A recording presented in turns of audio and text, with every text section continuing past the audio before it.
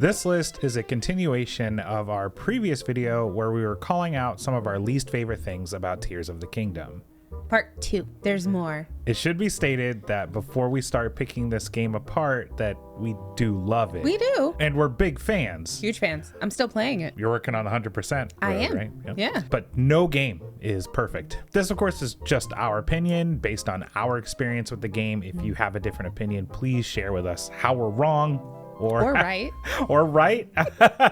And let us know what you think or what your biggest frustrations are with the game if we didn't cover it. But before we get into it, I'm Solace. And I'm Dread. This is Solace and Dread. We produce analytical content as well as reaction videos primarily focused on Nintendo, Square Enix, and Capcom publications. First try. That's why I smiled. Because he switches it up every time we do a video if you pay attention, like based on the kind of video that we're doing. Now I have to leave that in. First thing that we didn't love about Tears of the Kingdom on this list, reusing the same map. Yeah. So it really lost the magic. Instead of having a sense of wonder on the surface world, we were mostly just looking for changes. Yeah. And ooh, what's different with this? Yeah, and especially with us when we have so many hours in the original game with multiple playthroughs. I get that it's changed so much that it really does make it a new experience going through, but it's like one of the things that I love when I think of Breath of the Wild is not knowing and seeing things for the very first time and just being blown away by the beautiful landscapes and stuff. And this time it's okay, this is just the same thing, literally, but there's some caves, or now there's some new trees or some new rubble. A town is slightly destroyed. Some of the Koroks that I got were in the same places that they were before too, but they were just displayed differently, but they're in the same spot. So, but I will say, at least there was the depths and the sky. But speaking of the depths, it's empty. It just feels like there's not a whole lot going on down there. There's Yiga schematics. I don't like fighting and I don't like building. But you're right. The depths do feel empty. I just really feel like they could have done a better job of making that more included. In the depths, it's just massive empty field. I think it's also because we have all of the amiibos. So we already got all of the amiibo wear. That's a good point. Is why it was also taken away. Because I was thinking about how the Sky Treasure is mainly Sage's wills. But they also have outfits. And a lot of the outfits are in the depths. But if you didn't have the amiibos, then it might be a little more exciting. I just felt once I got all the light roots, it was okay, I'm done with the depths. I just wish there was a town of the constructs, the Zonite constructs.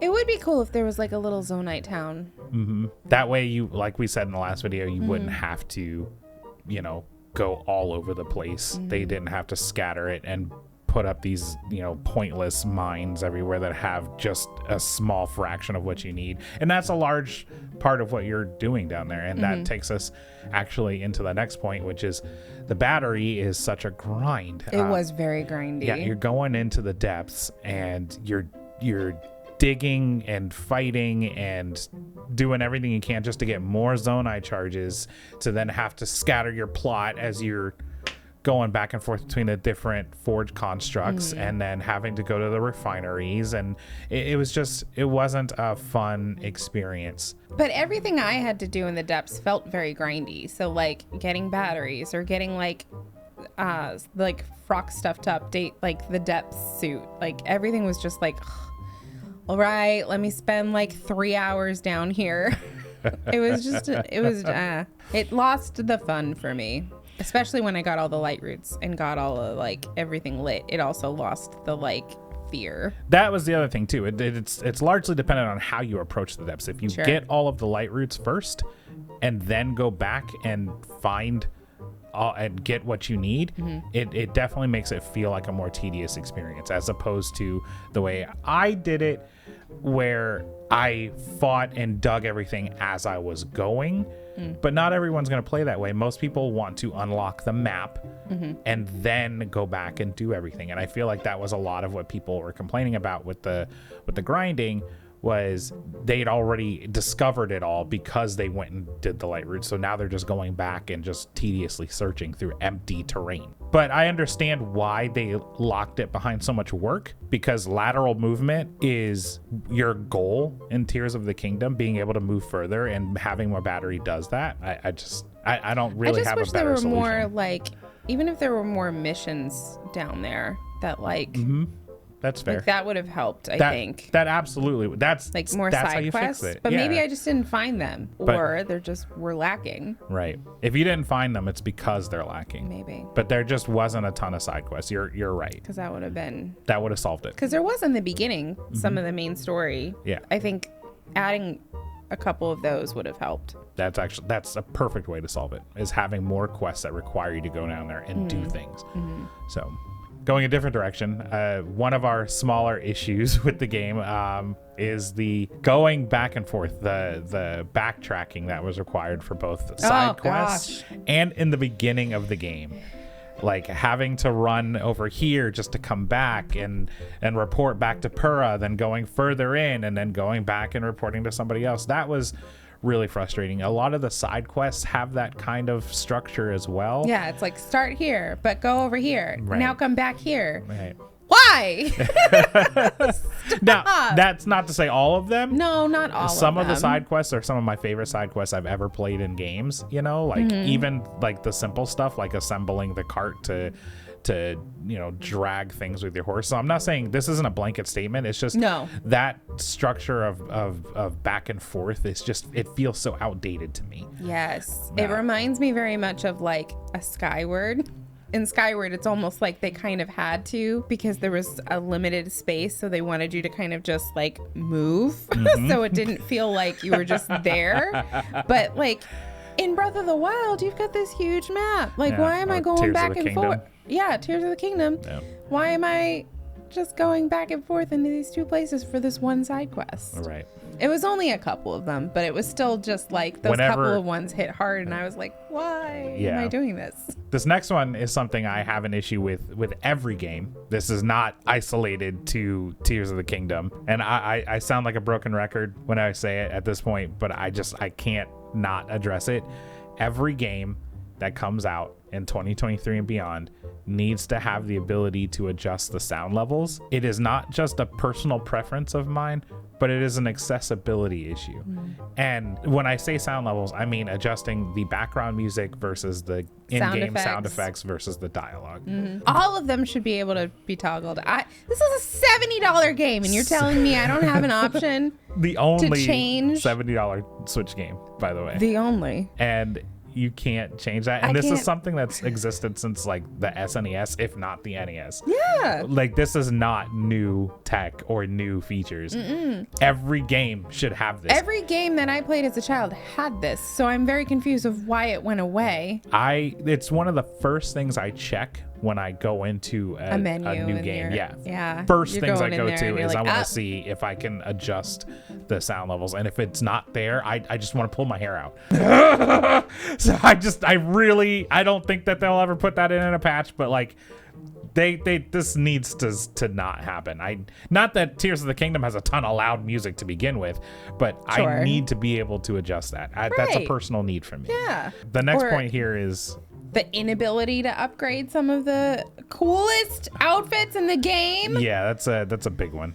Why? Why make us go through the labyrinths? Technically, there's 3 labyrinths per... With 3 parts. Yeah, with 3 parts. And each one of them gives you something that's really cool and has the same function as something else, but they don't allow you to upgrade it. Why? And it looks so cool. And that's not even just isolated to labyrinths. There's so many pieces of armor that have lengthy side quests that just kneecap you and you can't upgrade it. And I just don't understand what the thought process is. Like, why wouldn't you just let me... I can upgrade so many other things. Just randomize what I need to grab. I don't care. And it's not like the abilities on many of these would be game breaking. You know, like some of them are already like duplicated by other ones. Right. Like the stealth set has a duplicate, and I just don't understand why we can't upgrade this one. or mix it. It would give us the freedom to mix and match and be able to play how we want without sacrificing utility. So that just seems like a kind of a harebrained thought process. I don't know why they would do that. I don't know. House building. Now we love the fact that there is house building. It was so cool that we got to build our own house. Yeah. However, the process of building that house. You couldn't call someone from Animal Crossing. They're not busy. You couldn't call them and be like, hey. It needed like a God mode where you go in and you could just kind of arrange it. You couldn't put us on like a crane or something. Right. You like know? anything. It could have been a guardian just holding us up. You can't even see like what's inside of the parts you're moving. So I'm like, what room am I sticking here? Because I want it to be the kitchen, but is it? Or you finally get everything arranged and go inside and see that one of the rooms is completely upside down. God forbid that happened to you. You gotta redo all of it. Yeah. You gotta redo all of it. Of course, it's gonna be like in the middle of the entire structure. Oh, why wouldn't it be? In the middle. So everything gets thrown apart. So even if they just added something to show like very clearly what was the top and what was the bottom and left and right side. Make them transparent while we're building. But I am glad I got to build my own house. Very glad. It's just, these things are good. They could just be better. They could just be better. The next one. I love being guided. A lot of guides give you coordinates to use, like when they're talking about a specific location. Tell me why, when I'm on my map in Tears of the Kingdom with my cursor, like going to a specific area, that the coordinates don't change based on the cursor. Right. They're only reflective of where I currently am. I don't understand. How is that helpful? Or even when I like go on, like, even if it's just like a pin or like a marker already on the map, like what? I still don't know. It's only where I currently am. Unless I didn't tell me if I haven't figured something out, because let us know. I would love to know. Maybe there's another way. Maybe we're dumb. All right. Maybe there is a way to see I just don't understand where the coordinates are. But like, as far as we can fucking tell, you can only see where you stand. I don't get it. So the last three in this list are spoilers and story related. So I will just give you a fair warning now. Do not proceed if you have not gotten sufficient way into the game or finished the game. Yeah. The first one of the story related disappointments, Sonia is an idiot. Idiot! She figured out that there's an imposter in the castle. Yes. She knew that she was being led into a trap. Correct. And then tells no one. Except Zelda? Not even her husband? Who is powerful. Beyond reason, by the way. I don't get that. Why would you, the queen, be so incredibly ignorant? I don't know. That was silly. Absolute ridiculous. Maybe she thought she was more powerful than she was. Whatever. It was dumb. It was an ongoing war. I felt like I was watching a horror movie and I was like, no, God, no! You idiot! Right. Don't go in there! Ganondorf. I was happy to see Ganondorf. It's been a long time since we've seen Ganondorf. Yeah. Wind Waker, I believe. No. Twilight Princess. My issue with him is he's just not a very well written villain. I personally am under the belief that if the villain doesn't have a very clear motivation beyond just what they desire, that's a terrible villain. That just makes them bad guy juice. Ganon coveted power. That's all we know is he wanted to take down the kingdom and upset the established status quo and take out Rauru and company. But then he wanted the secret stone because he saw what kind of power it granted. The issue with this is we don't know why he even wants to do this in the first place. Now, Wind Waker's Ganondorf kind of explained why Ganon wanted what he wanted. And it made sense. It made you almost sympathetic for him. There was a better way to go about it, but you at least know what his motivation was. And it's that the landscape that they were in was freezing cold at night, which happens very much manifested in Tears of the Kingdom and Breath of the Wild. And their days were so hot that it was dangerous. And it was just harsh, barren landscape. And whenever he saw the beautiful winds rolling across Hyrule, that's what he wanted for his people.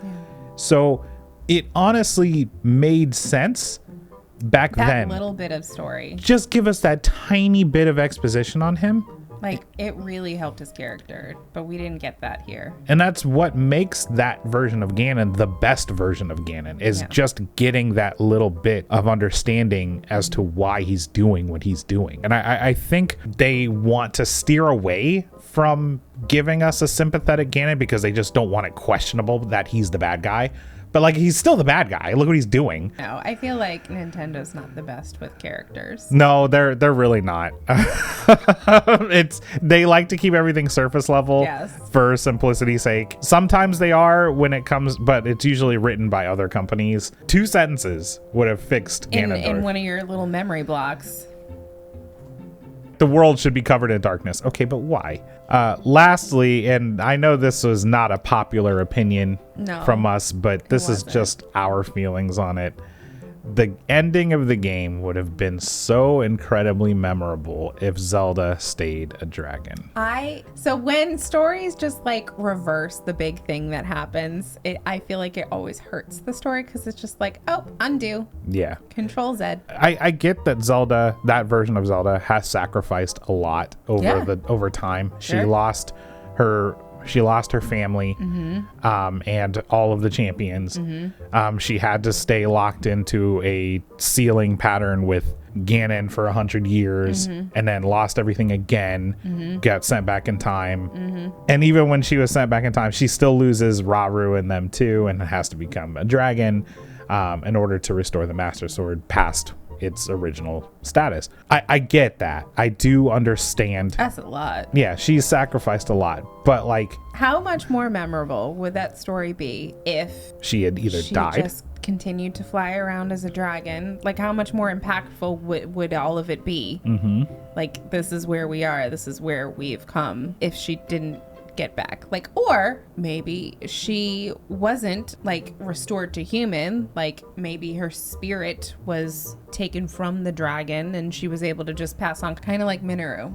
Yeah, like that would have been way more impactful. Yeah, it's just, and I understand what people are saying, like, oh, she has to continue the bloodline, etc. But like, does she? No, she really doesn't.